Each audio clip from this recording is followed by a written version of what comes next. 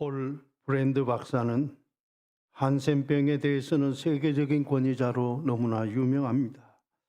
그는 미국 루이지애나주 가빌 지역의 한센병 환자 재활원 원장으로서 한 번은 이런 놀라운 경험을 했다고 말했습니다.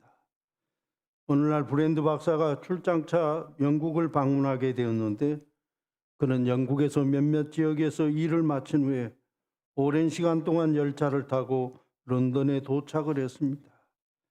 그런데 그날 밤 그는 호텔에서 잠자리에 들려고 신발을 벗고 양말 한 짝을 벗었는데 발 뒤꿈치가 아무런 감각이 없었습니다. 보통 사람 같으면 이런 일은 별일 아닐 수 있다고 무시할 수 있습니다. 그렇지만 자기처럼 인도에서 수많은 한센병 환자들을 수술한 경험이 있는 한센병 전문가에게는 이번 일은 단순한 일이 아닐 수 있었습니다. 브랜드 박사는 순간 기계적으로 일어나서 핀을 찾았습니다. 그리고 자리에 앉아서 날카로운 핀으로 자기 발의 복숭아뼈 밑부분을 찔렀습니다. 그런데 놀랍게도 전혀 감각이 없었습니다. 그는 핀을 더 깊이 찔렀습니다. 핀에 찔린 부분에서 붉은 피가 솟아났지만 그래도 감각이 전혀 없었습니다. 아니, 나도 한센병에 감염되었단 말인가?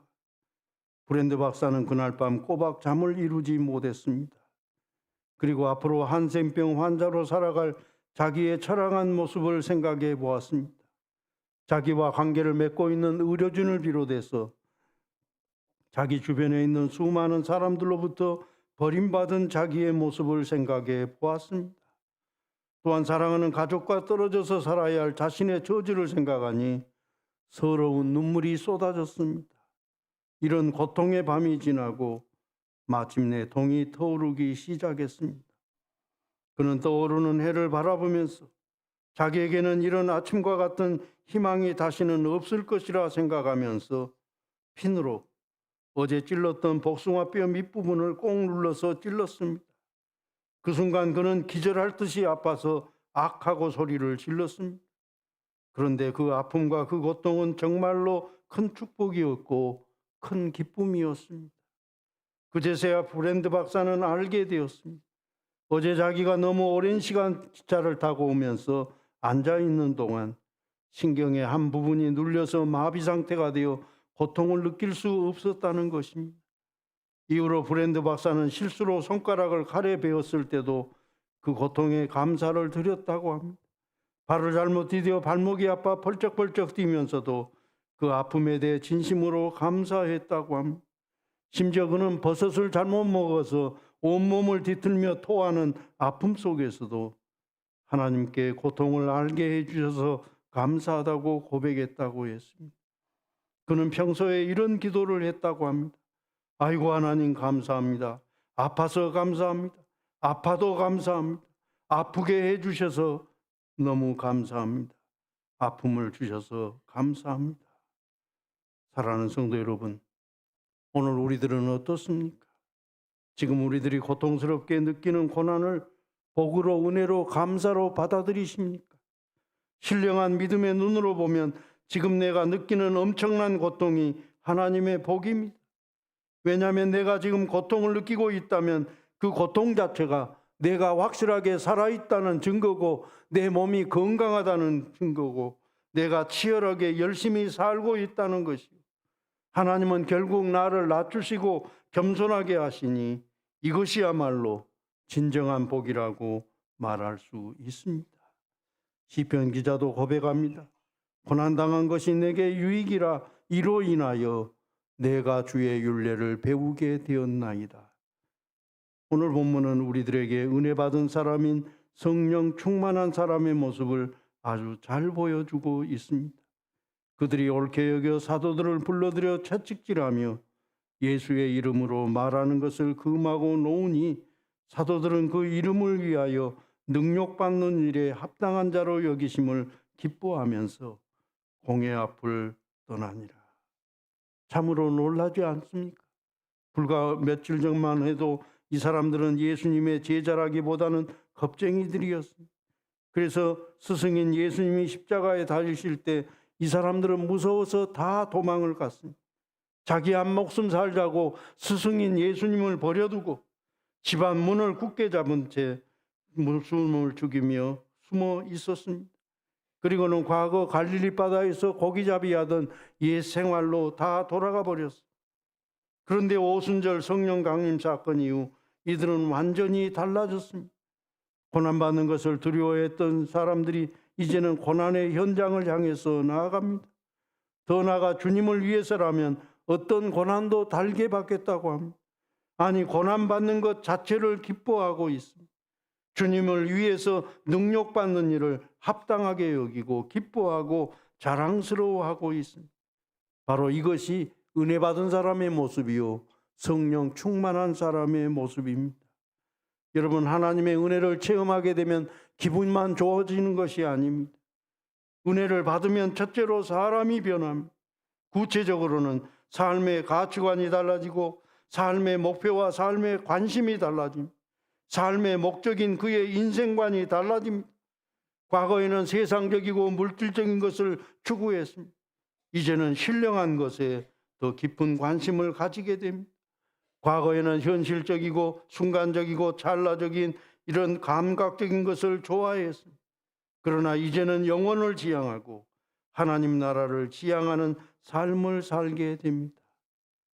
저는 개인적으로 이랜드 그룹의 박성수 회장을 잘 알지는 못하지만 오래전에 그 사람이 쓴 글을 보고서 감동을 받았습니다. 박성수 회장은 10대들의 쪽지라는 오래된 소책자에서 자신의 삶에 대해 이렇게 간증을 합니다. 제게는 지금 생각해 보면 안타까운 기간이 있었습니다. 대학 졸업 무렵부터 사업을 시작하던 기간까지 약 4, 5년간의 기간, 저는 근육 무력증이라는 불치의 병에 걸려 절망하면서 누워 지냈습니다. 고칠 수 없는 병이었어도 포기하지 않고 목표를 정해 이 기간을 사용했다면 퍽 유용한 시간들이었을 텐데 저는 그렇지 못했습니다. 이제 내 인생은 다 끝났는데 뭐하고, 낭비한 시간이 너무 많았습니다. 1998년 IMF가 왔을 때 저는 옛날에 이 잘못을 되풀이하지 않았습니다. 회사가 계속 어려움을 겪는 중에도 회사를 살리는 길 외에 제 개인적인 목표를 세우고 이 기간이 유익한 기간이 되도록 힘썼습니다. 경영 지식이 부족해서 IMF를 맞았다고 생각했기에 1년간 경영에 관한 주요 서적 100권을 읽기로 목표를 세웠습니다. 그리고 매월 8권씩 읽었는지 점검하고 여기에 도달하려고 애를 썼습니다. 그 결과 연말에 100권에 조금 못 미친 95권의 책을 읽을 수 있었습니다. 길지 않은 1년이었지만 확실한 목표를 세워서 실천을 하니까 좋은 결과를 얻게 되었습니다. 제 궁극적인 목표는 세계 제1의 지식경영자가 되자, 그리고 세계 제1의 지식회사를 만들자입니다. 그렇습니다. 단순히 금년의 매출액이 어떻고 얼마의 이익을 낼 것인가 이런 데만 관심을 가진 것이 아니라 정신적이고 영적인 것을 더 풍요롭게 만들려는 이분의 경영 철학이 더 아름답고 빛나지 않습니까? 사랑하는 성도 여러분, 우리의 삶의 목적과 목표는 무엇입니까? 우리의 관심은 어디에 있습니까? 무엇을 이루려고 밤낮 우리가 이렇게 힘을 쏟고 있습니까? 하루하루 어떤 일을 하면서 시간을 보내고 있습니까? 그저 세상적인 것, 물질적인 것, 잠시 후면 땅에 버려두고서 이제 떠나야 할 것들만을 얻으려고 정신없이 살고 있지는 않습니까? 심지어 우리의 기도 제목까지도 돈, 건강, 출세, 명예, 권세로 가득 차 있지는 않습니까? 이제 우리의 삶의 가치관이, 삶의 목적이, 삶의 중심이, 삶의 관심이 달라져야 합니다. 가지려는 삶에서 주는 삶으로, 대접을 받으려는 삶에서 대접하는 삶으로, 섬김을 받으려는 삶에서 섬기는 삶으로, 세상적인 삶에서 영원지향적인 하나님 나라의 삶으로 바뀌어야 합니다. 돈을 사랑하고 물질을 사랑하는 삶에서 사람을 사랑하고 영혼을 사랑하는 삶으로 바뀌어야 합니다. 날마다 우리 주님의 인격을 닮아가는 고상한 삶으로 바뀌어야 됩니다.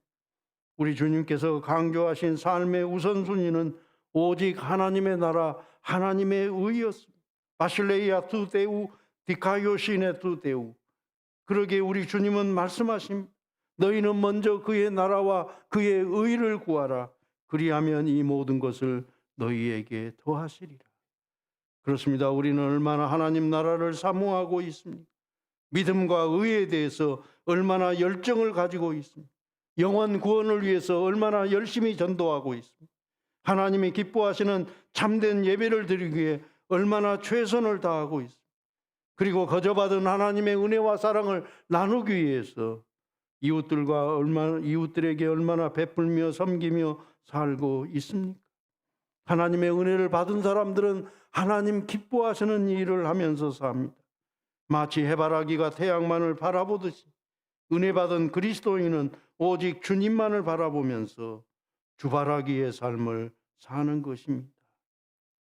둘째로 은혜 받은 사람은 세상을 바라보는 삶의 자세가 달라짐, 모든 것을 은혜로 감사로 여기면서 삽니다. 특별히 은혜 받은 사람은 고난을 당할 때 비로소 그 사람의 진가를 발휘하게 됩니다. 진정한 친구는 어려울 때 참 모습을 드러내듯이 고난은 은혜 받은 사람과 그렇지 못한 사람을 구별하는 척도가 되는 것이, 한마디로 은혜 받지 못한 사람은 고난을 당하게 되면 그 사람의 본성이 다 드러나는, 은혜 받지 못한 사람은 고난을 감사하지 않습니다. 고난을 복으로 여기지 않습니다. 고난에 동참하지 않고 고난을 원망하고 불평하고 고난을 회피합니다. 고난의 때 책임지지 않습니다. 그래서 결국 고난을 이기지 못합니다. 여러분, 예수님의 제자들의 삶이 그러했지 않습니까? 성령으로 은혜 받기 전에 제자들은 참으로 나약했습니다. 고난의 의미를 몰랐고 고난을 거추장스럽게 생각합니다. 고난을 두려워했습니다. 그래서 주님의 고난에 동참하지 못했습니다. 주님 십자가 지실 때 다 도망갔습니다. 무서워서 벌벌 떨고 골방에 숨어 지냈습니다. 그러나 은혜를 받고 나서는, 성령 충만함을 받고 나서는 아주 달라졌습니다. 고난을 대하는 태도가 달라졌습니다.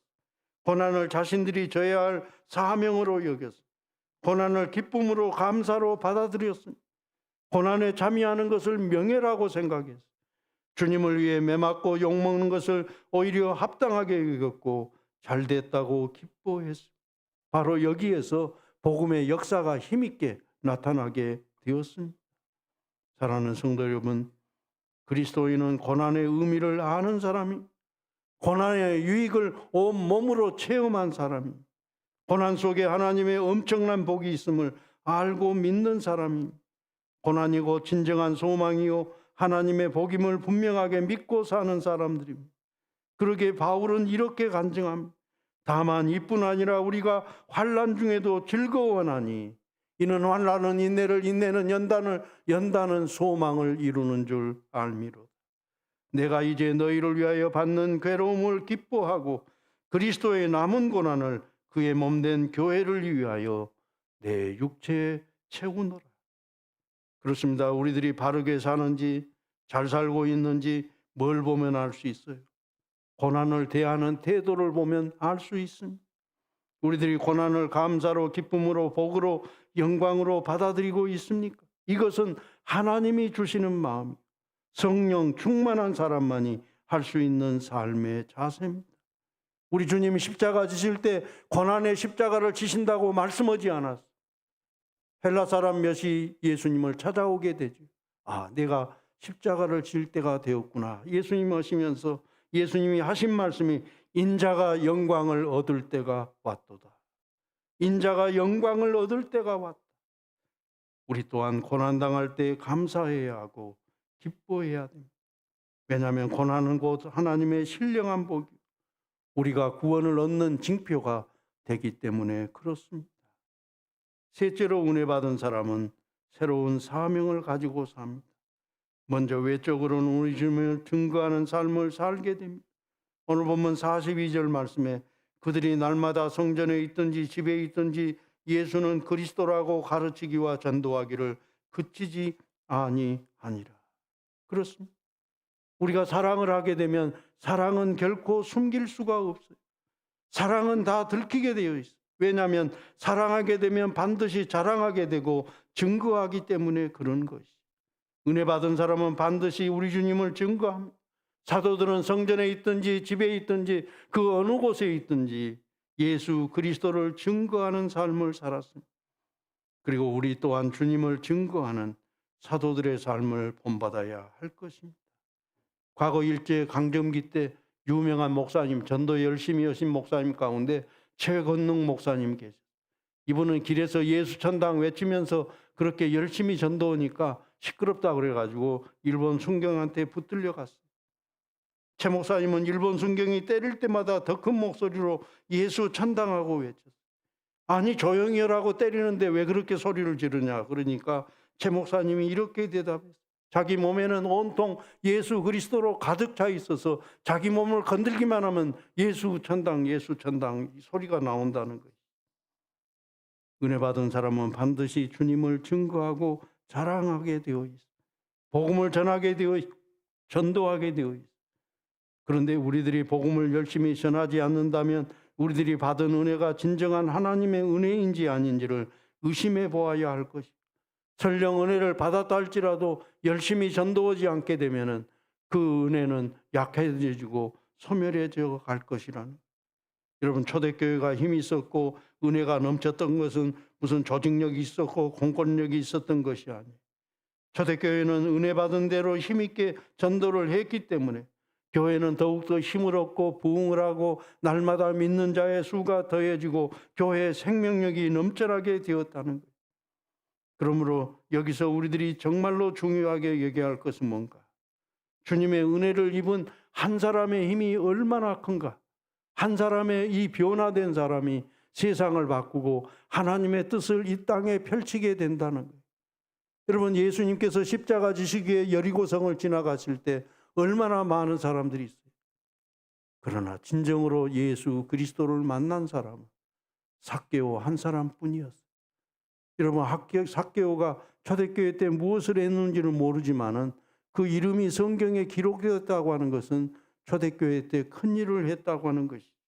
여러분, 이 한 사람이 변화됨으로 세상이 달라진다고 하는 것은 굉장히 중요해요. 교회를 핍박했던 사울, 이 사람이 변화되어 가지고 전도자 바울이 되죠. 그 결과 복음은 유대와 사마리아와 소아시아 지경을 뛰어넘어서 전 세계로 뻗어나가게 되어졌다는. 타락한 지성인 어거스틴이 말씀으로 변화됨으로 이단과의 싸움으로 만신창이가 된 그런 교회를 말씀으로 든든히 세우는데 이 어거스틴이 크게 기여했어요. 행동하는 믿음의 사람 마틴 루터가 하나님의 말씀으로 감동을 받고 오직 은혜, 오직 말씀, 오직 믿음이라고 하는 종교개혁에 기치를 내걸므로 죽어가는 이 중세교회에서 개혁교회가 새롭게 만들어지게 되어졌던 것이죠. 그렇다고 한다면 오늘 은혜 받은 우리 각자가 주님 앞에 충성을 다한다면, 열심을 품고서 주님의 뜻을 이루어 간다면 얼마나 큰 역사가 일어날까요? 우리 성경제일교회는 분명 송정 지역뿐만 아니라 빛고울 광주도성을 책임지고 더 나아가서 세계의 수많은 죽어가는 영혼들을 살리는 이 하나님의 구원 사역에 정말로 귀하게 쓰임받는 그런 교회가 될 것입니다. 18세기 영국의 대각성 운동을 이끌었던 존 웨슬레라고 하는 분, 나에게 헌신한 사람 30명만 주면 전 세계를 교구화하겠다고 아주 당당하게 말했어요. 이 얼마나 대단한 열정과 용기와 헌신입니까? 2001년 미국을 뒤흔든 9.11 테러를 일으켰던 알카에다 지도자인 오사마 빈 라덴, 이 사람은 1998년 타임지가 올해의 인물로 선정했던 그런 인물이었어요. 이 사람은 이슬람권에서는 영웅으로 추앙받는 인물이었지만 사실 초창기 때는 이슬람권에서 정치적 기반이 전혀 없었던 사람이에요. 그런데 그가 어떻게 이렇게 빨리 강력하게 이슬람권에서 영향력을 행사할 수 있었는가? 그 이유에 대해서 많은 역사가들은 이렇게 분석을 합니다. 첫째로 오사마 빈 라덴은 알라신을 위해 구체적으로 행동하고 알라신을 거스리는 모든 세력과 싸워 이기는 것이 자기의 사명이라고 생각하면서 살았다는 것이죠. 한마디로 이 사람은 자기 소명이 분명했다는 거예요. 둘째로 이 사람은 아주 열정적인 행동가였어요. 그래서 이 사람 주변에는 생명을 걸고 따르는 추종자들이 많았고 그의 추종자들은 절대 복종, 즉각적인 순종을 맹세한 행동 대원들이었다는 것. 셋째로 이 사람은 부모님으로부터 어마어마한 재산을 물려받았는데 오사마 빈 라덴은 자기 전 재산을 알라신을 위해 쓰겠다고 선언을 했어. 그래서 무섭게 열심히 돈을 벌었고 그 엄청난 재산을 언제든지 흔쾌히 모두를 그가 믿는 알라신을 위해 내어놓았다는 거예요. 이렇게 알라신의 충성을 다짐했던 그가 걸프전 때 미군들이 군화를 신은 채로 이슬람 사원에 무리하게 들어가는 것을 보고 분노하면서 이때부터 반미 운동을 펼쳤다는 것입니다. 여기서 한번 생각해 보십시오. 비록 오사마 빈 라덴이 삶의 목적과 방법은 잘못 세웠어. 그래서 세계 모든 사람들에게 엄청난 고통을 주는, 공포를 주는 테러를 일으키게 했어.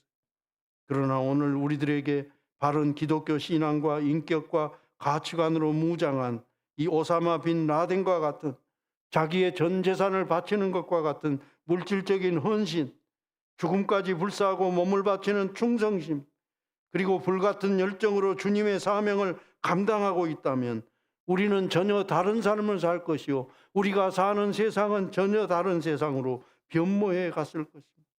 하나님은 모든 일을 다 하실 수 있고 우리의 모든 것을 다 하시는 전지전능한 하신 하나님이세요. 그런데 문제는 하나님 앞에 온전히 헌신하는 사람이 별로 없다는 것입니다. 생명을 걸고 충성하는 사람이 없습니다. 그래서 오늘 세상은 여전히 변화되지 않고 여전히 악이 횡행하고 있는 거예요. 그리고 교회가 세상에 선한 영향력을 끼치는 것이 아니라 세상에 좋지 못한 문화와 죄악의 영향을 받고 있는 것이 사실 아닙니까? 사랑하는 성도 여러분, 성령 충만한 사람은 하나님의 은혜를 받은 사람이요, 우리 주님을 뜨겁게 사랑하는 사람, 주님을 뜨겁게 사랑하는 사람은 자기도 모르는 사이에 주님을 닮아가는, 주님의 인격과 주님의 가치관을 가지고 삶을 살게 되는 것. 주님의 뜻을 이루며 사는 삶을 살게 됩니다.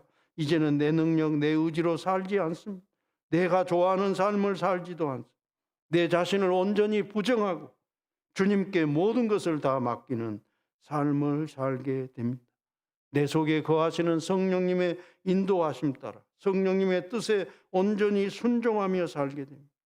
이러할 때 내 마음속 깊은 곳에서 세미하게 들려주시는 하나님의 음성이 들리게 되는 것이죠. 그리고 바라보는 세상이 아름답게 보입니다. 사랑스럽게 보이고 모든 사람들이 다 귀하게 여겨집니다. 성령님이 우리의 눈을 변화시키게 될 때 바라보는 것이 달라지고 느끼는 것이 달라지고 생각하는 것이 달라지고 특별히 우리가 감당해야 될 하나님으로부터 부여받은 사명이 보이게 되는 거예요. 그래서 죽도록 충성하게 돼 기쁜 마음으로 주님의 일을 하게 됩니다. 고난도 욕먹는 것도 손해보는 것도 개의치 않습니다. 오늘 누가가 증언한 성령 충만한 사람의 모습을 다시 한번 바라보십시오. 그들이 옳게 여겨 사도들을 불러들여 채찍질하며 예수의 이름으로 말하는 것을 금하고 놓으니 사도들은 그 이름을 위하여 능력받는 일에 합당한 자로 여기심을 기뻐하면서 공회 앞을 떠나니라. 그들이 날마다 성전에 있든지 집에 있든지 예수는 그리스도라고 가르치기와 전도하기를 그치지 아니하니라. 기도하십시오.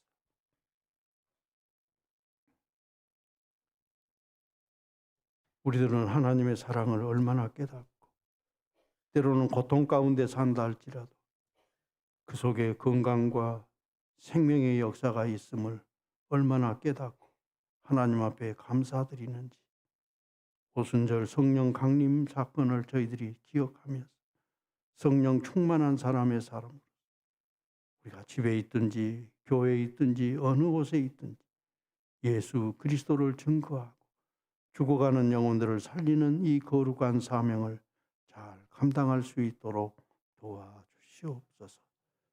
예수님의 거룩하신 이름으로 기도드리옵나이다. 아멘.